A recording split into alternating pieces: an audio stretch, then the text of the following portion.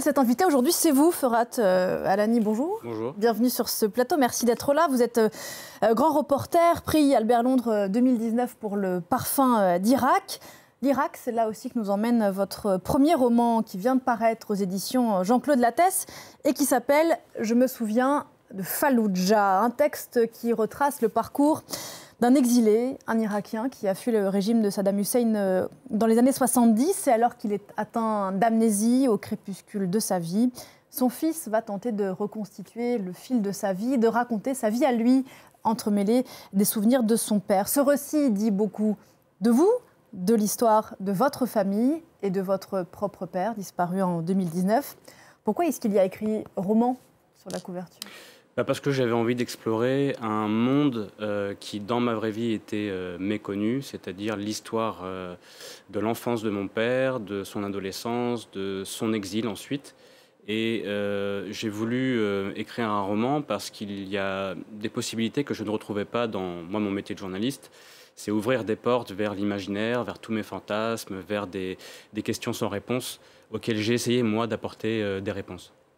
Ce livre, précisément, pose des questions qui sont à la fois intimes et universelles. Comment est-ce qu'on se construit sur des secrets de famille? Comment est-ce qu'on s'ancre quelque part quand on est le fruit d'un exil, quand on est à la fois ni tout à fait d'ici, ni tout à fait d'ailleurs? Et encore plus quand en France, on a le sentiment d'être une minorité parmi les minorités, donc encore plus invisibilisé, si je puis dire, parce que l'Irak n'a pas de passé colonial avec la France. Quand on dit qu'on est irakien, en tout cas dans les années 80, ça surprend. Et enfant, comme tous les enfants, je pense, on se pose des questions sur soi-même, sur sa famille, sur son parcours.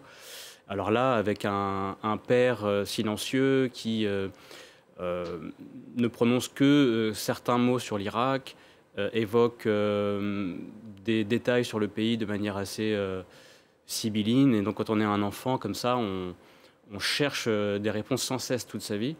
Et à la maison, c'était implacable, ce silence. Cet enfant, Euphrate, ne supporte pas ce silence. Il pose des questions sans cesse jusqu'à abandonner. Et puis un jour, lorsque l'amnésie intervient, il voit ça comme une opportunité honteuse de poser ces questions sans cesse refoulées.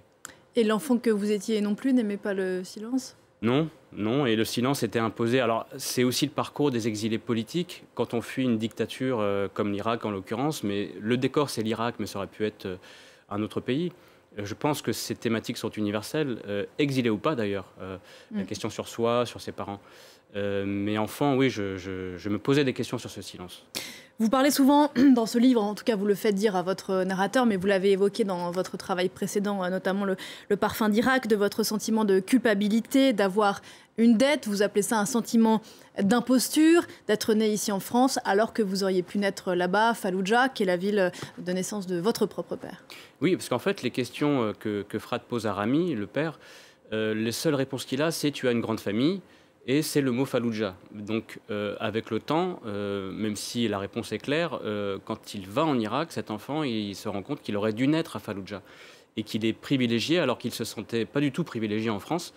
Et lorsqu'il se rend compte de ça, il y a effectivement ce sentiment d'imposture, il y a le sentiment d'avoir grandi trop vite, d'avoir pris conscience des choses, d'être responsable d'une histoire et d'un héritage qui est lourd pour cet enfant, cet adolescent et cet adulte qui deviendra lui-même journaliste. Ouais, les images qu'on voit, qu'on a vues à l'instant, ce sont celles du parfum d'Irak. Ce livre est un livre contre un double oubli, celui d'un homme, donc le père de ce livre, et puis plus collectif, l'oubli d'un pays, l'Irak, dont on parle peu, ou peut-être en tout cas dont on parle qu'avec des paysages de désolation. C'est ce pays aussi là, ce souvenir-là, celui que vous avez appelé dans le parfum d'Irak, le pays de la glace à l'abricot, que vous essayez de figer avec ce récit. Je voudrais dire juste citer un passage de ce que vous dites de Falloujah, donc c'est pas très loin de Bagdad, Falloujah. On est en 1953. Falloujah, c'était une ville de l'entre-deux, une jolie petite bourgade pleine de contradictions et de paradoxes, située dans une vallée fertile, bordée par l'Euphrate. Elle était entourée de sable pourpre l'été, une cité tantôt paisible, tantôt bruyante, ni trop près ni trop loin des trépidations de Bagdad, où flottait un parfum floral qui laissait souvent place aux effluves de crottins de mulets au détour d'une rue. Ça, c'était en 1953. Ça ressemble à quoi, Falloujah, aujourd'hui ? Fallujah, ce n'est plus cette petite bourgade, c'est maintenant une ville de 300 000 habitants qui est passée par des péripéties compliquées, qui est tristement célèbre effectivement. Mais ce qui m'a intéressé dans ce roman, c'est aussi d'explorer Fallujah d'une autre manière. Pas seulement rappeler son passé historique qui était pour le coup une ville sans histoire, mais cette dualité aussi, c'est presque un personnage Fallujah, il y a cette dualité justement, cet antagonisme qui existe aussi chez le père, qui est un exilé qui peut être à la fois donc très silencieux et parfois avoir des accès de colère. Et il y a cette dualité qui existe dans l'exil aussi, lorsqu'on parle de sa propre histoire, à ses propres enfants, qu'est-ce qu'on transmet? Il y a la question de la transmission, de l'identité. Et Fallujah, aujourd'hui, c'est une ville complètement détruite, déstructurée par la guerre. Et il est encore difficile d'accéder à Fallujah. Et j'aimerais juste rappeler que ce pont que j'évoque souvent, le pont Fallujah construit par la Britannique, a été détruit et reconstruit plusieurs fois, et je trouvais que c'était un symbole à explorer dans ce roman. Le pont représente l'exil aussi. Qui est sur la couverture du livre, pont depuis lequel il est comme un moment important, un cap symbolique dans la vie des hommes notamment, et du père de ce livre, de sauter du pont pour sauter dans l'Euphrate, qui est le nom donc du fleuve qui traverse Fallujah. Alors la photo de la couverture répond effectivement à cette intention, mais on l'a dit, les eaux tranquilles de la photo contrastent avec effectivement ce qu'a connu Fallujah ces 20 dernières années. Plutôt la noirceur, ça a été le lieu des combats les plus durs, après le début de l'invasion américaine de l'Irak, oui. Puis après l'occupation par le groupe État islamique. Oui, Fallujah, on compare Fallujah à la bataille de Hue au Vietnam ou à Stalingrad. C'est une ville qui est le symbole des combats contre l'armée américaine et puis ensuite le gouvernement irakien.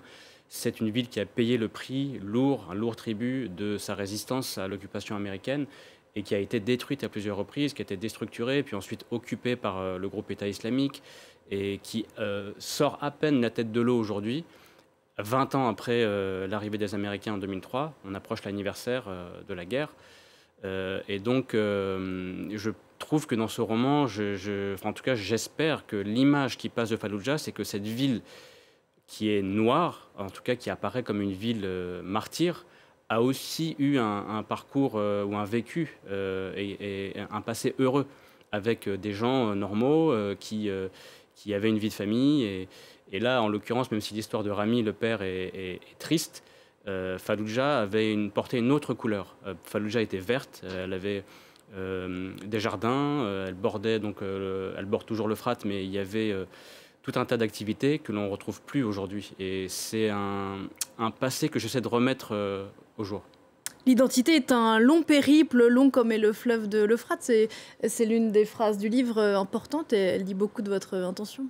Et l'Euphrate qui est une eau d'apparence calme, mais qui est pleine de tourbillons, et qui est une eau tumultueuse où le père manque de se noyer, et qui donne en plus ce nom d'Euphrate à son propre fils, et le fils qui découvre bien plus tard la signification de l'Euphrate. Et si vous appelez Ferhat, c'est pour ça. Et moi je m'appelle Ferhat effectivement pour cette raison-là. Vous l'avez évoqué à l'instant, dans quelques jours, ça fera 20 ans que les États-Unis ont envahi l'Irak. C'était en mars 2003. Les répliques de ce séisme géopolitique se font toujours sentir, non seulement en Irak, mais tout autour, bien sûr. Pour moi, l'invasion américaine de l'Irak a ouvert la porte au chaos que l'on connaît aujourd'hui au Moyen-Orient. C'est un précédent, je trouve, inexcusable. Lancer une guerre sur la base d'un mensonge et détruire et déstructurer un pays de cette manière, je pense, a ouvert les portes de l'enfer au Moyen-Orient. Et on en paye encore le prix aujourd'hui, 20 ans après. Quel horizon aujourd'hui pour l'Irak? Alors, j'aimerais juste noter quelque chose de positif en Irak, c'est quand on parle à la jeunesse irakienne, qu'elle soit chiite, sunnite, chrétienne, musulmane, peu importe, il y a ce symbole de la citoyenneté, de cette espèce d'envie de reconstruire l'identité irakienne qui est au premier plan aujourd'hui. Et ça, c'est très important quand, ces 20 dernières années, on a désigné les Irakiens par leur confession, par leur courant politique, par leur apparence même. Là, aujourd'hui, il y a quelque chose qui se crée au sein de la jeunesse, mais avec ce gouvernement qui est totalement corrompu et qui n'est pas reconnu tout à fait dans la rue, c'est compliqué, mais il y a un processus. En tout cas, moi, j'ai espoir que l'identité irakienne revienne au premier plan et que le pays se reconstruise. Et puis pour finir sur notre plus personnel, continuer à parler d'Irak, à écrire sur l'Irak, à rappeler aussi votre histoire plus personnelle. C'est votre façon à vous de tenter de répondre à cette dette que vous pensez avoir vis-à-vis de ce pays. Oui, tout à fait. C'est une dette que j'essaie de rembourser et c'est un hommage vraiment que j'aimerais rendre au père, donc à mon père, mais aussi au père de ceux qui, j'espère, se reconnaîtront dans cette histoire. Enfants d'exilés ou pas, je pense qu'il y a des thématiques universelles. Encore une fois, le décor, c'est l'Irak. Les personnages sont Rami et Euphrate, mais on a tous, quelle que soit la relation, eu un père ou une mère. Et on questionne toujours cette idée de transmission. Donc j'espère que ça parlera à tout le monde et pas seulement à ceux qui s'intéressent à l'Irak. Bien sûr, pour les pères et puis aussi pour leurs enfants ou leurs petits-enfants, ce qu'on leur transmet à notre tour. Merci infiniment d'être venu nous parler de ce très beau livre, on l'a compris, où la petite histoire se mêle à la grande. Je me souviens de Fallujah, un roman donc, mais on l'a compris, qui dit beaucoup de vous, Ferhat Alani, qui vient de sortir chez Jean-Claude Lattès. Merci beaucoup. Merci à vous. Bonne journée et à bientôt.